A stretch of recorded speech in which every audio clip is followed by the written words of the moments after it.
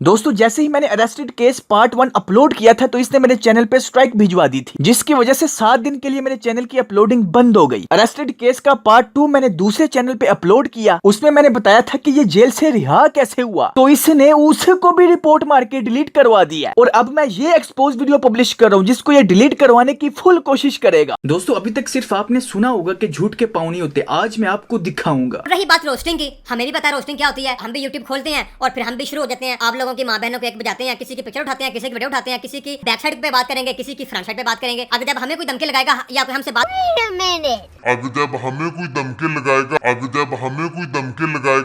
या कोई हमसे बात देखा, खुद मुंह से धमकी का लफ्ज निकल गया। झूठ बंदे को सोच के बोलना पड़ता है, सच तो खुद ब खुद निकलता है। नाचने वाली है, ये मुजरा करने वाली है, उसको देख के ऐसा लगता है कि अपनी नुमाइश करा के रेट लगवा रही है। असल में यहाँ पे ये अपना रेट ही लगवा रही है। वो जिस्म फरोश थी। इतनी सी क्लिप दिखा के इसने आपको मैनिपुलेट कर दिया ना। अब जरा ये पूरी क्लिप देखें। हमारी रजिया बाई है और वो हमारी गंगू बाई है, ठीक है?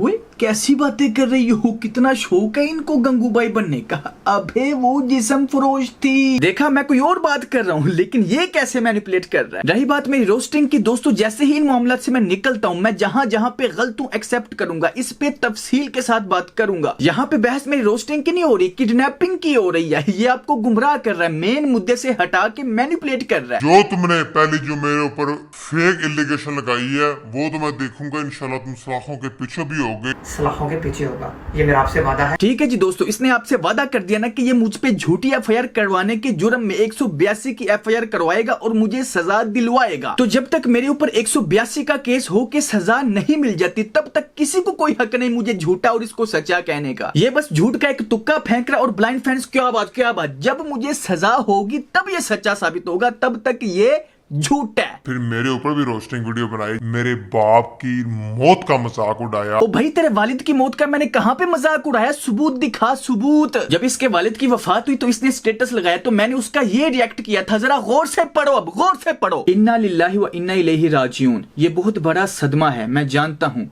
जब मैं 10th में था मेरे अब्बू वफात पा गए थे। ये वो सीट है जब खाली होती है तभी एहसास होता है। अल्लाह आपको सब्र दे, आमीन।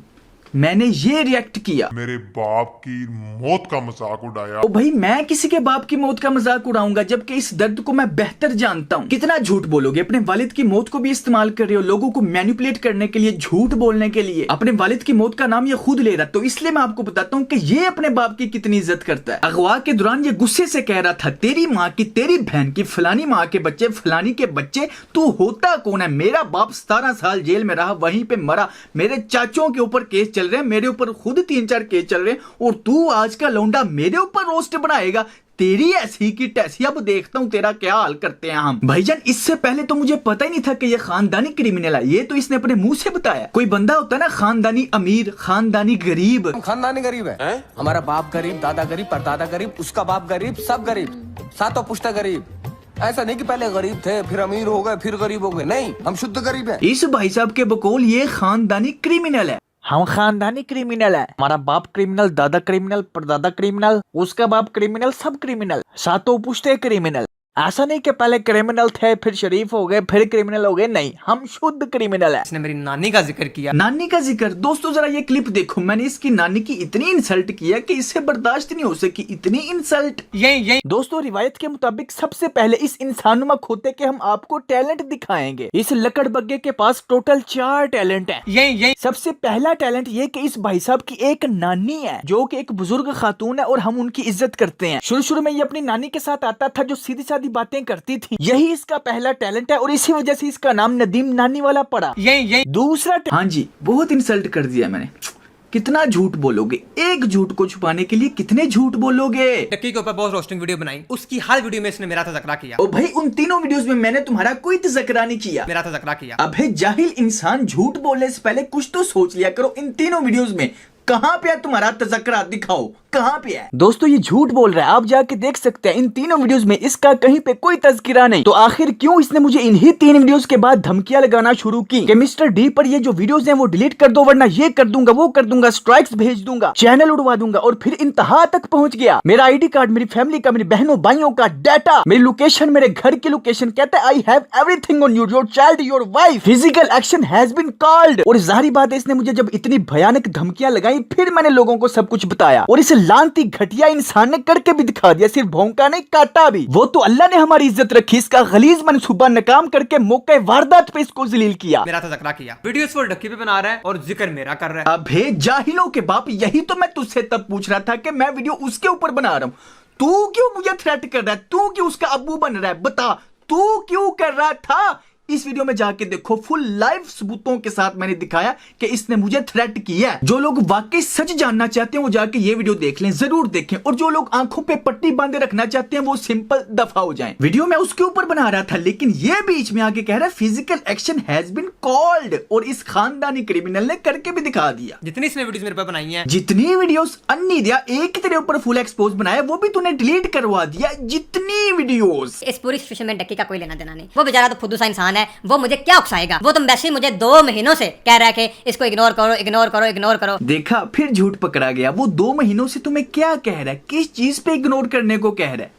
किस चीज पे? इस पूरी सिचुएशन में डक्की का कोई लेना देना नहीं। वो बेचारा तो खुद सा इंसान है, वो मुझे क्या उकसाएगा? वो तुम वैसे ही मुझे 2 महीनों से कह रहा है कि इसको इग्नोर करो, इग्नोर करो, इग्नोर करो, इग्नोर करो, इग्नोर करो, इग्नोर करो। मैंने कहा यार मैं इग्नोर नहीं कर सकता, मैंने कहा यार मैं इग्नोर नहीं कर सकता, मैंने कहा यार मैं इग्नोर नहीं कर सकता। हाँ, तुम इग्नोर नहीं थे कर सकते क्योंकि तुम खानदानी क्रिमिनल हो, और तुमने इग्नोर किया भी नहीं। सियालकोट में टिकटॉकर ने यूट्यूबर को अगवा कर लिया। मारूफ टिकटॉकर नदीम नानी वाला 4 साथियों समेत यूट्यूबर के अगवा के मुकदमे में गिरफ्तार। मैंने कहा यार मैं इग्नोर नहीं कर सकता। मुझे क्या जरूरत है तुम्हारे जैसे इंसान के मुंह लगने की? बेटा मेरे जैसे इंसान ने ही तुम्हारी रातों की नींद उड़ाई, और तुम कह रही हो मुंह नहीं लगाना चाहता। मुझे क्या जरूरत है तुम्हारे जैसे इंसान के मुंह लगने की? बेटा मेरे जैसे इंसान को ही मजबूर करके, फोर्स करके तुम 2 दफा डस्का मिलने आए, मुंह नहीं लगाना चाहता। मुझे क्या जरूरत है तुम्हारे जैसे इंसान के मुंह लगने की? बेटा मेरे जैसे इंसान की ही महज एक वीडियो से तुमने अपने खानदानी क्रिमिनल होते हुए मुझे अगवा कर लिया, मुंह नहीं लगाना चाहता। मुझे क्या जरूरत है तुम्हारे जैसे इंसान के मुंह लगने की? मुझे क्या जरूरत है तुम्हारे जैसे इंसान के मुंह लगने की? मुझे क्या जरूरत है तुम्हारे जैसे इंसान के मुंह लगने की? मुझे क्या जरूरत है तुम्हारे जैसे इंसान के मुंह लगने की? मुझे क्या जरूरत है तुम्हारे जैसे इंसान के मुंह लगने की? मुझे क्या जरूरत है तुम्हारे जैसे इंसान के मुंह लगने की? मुझे क्या जरूरत है तुम्हारे जैसे इंसान के मुंह लगने की? तुम्हारी औकात ही नहीं है, तुम्हारी पावर मुझे पता है।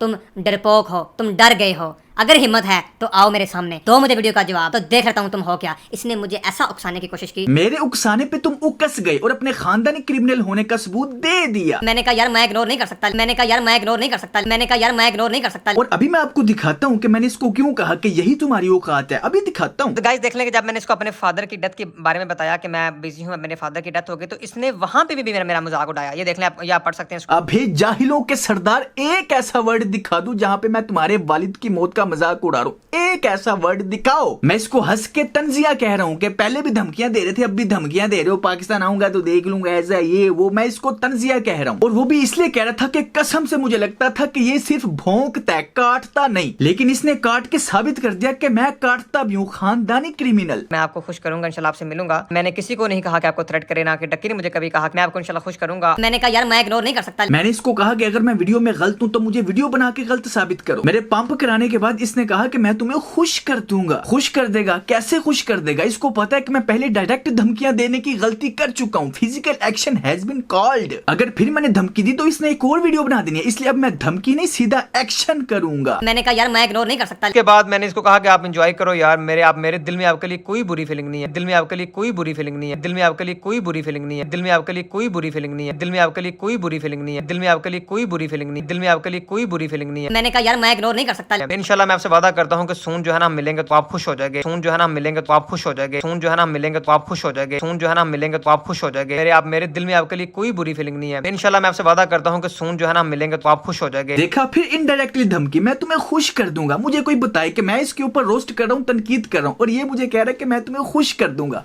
इसका क्या मतलब बनता है?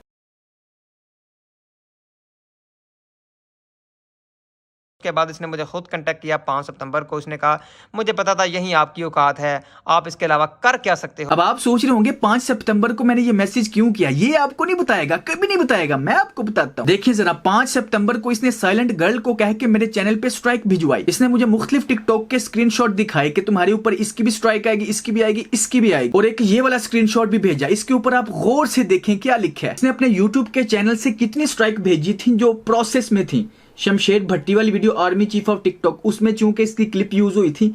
आगे देखो मेरा चैनल शो हो रहा है, इसके ऊपर आई है 4 सितंबर को, डेट भी शो हो रही, इन्फो नीडेड, यानी कि ये प्रोसेस में है, वो उससे इन्फो मांग रहे हैं मजीद स्ट्राइक भेजने की।